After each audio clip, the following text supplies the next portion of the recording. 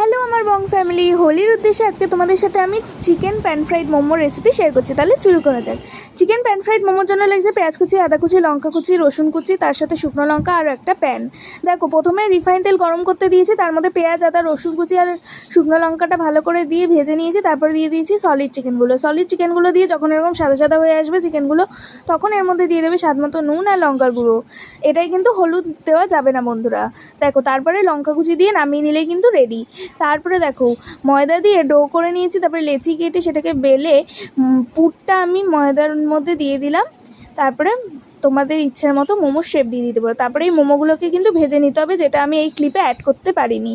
তারপরে হচ্ছে pan fried মোমোর জন্য যে একটা সস লাগবে সেটা প্রিপেয়ার করে নিচ্ছি। দেখো, পেঁয়াজ, আদা, রসুন, লঙ্কা কুচি দিয়ে তার মধ্যে সস দিয়েছি, তার মধ্যে স্বাদ মতো অল্প করে নুন দিয়েছি আর দিয়েছি গরম মশলা গুঁড়ো। আর তারপরে মোমোগুলো দিয়ে অ্যারারুট দিয়ে নামিয়ে নিলেই রেডি।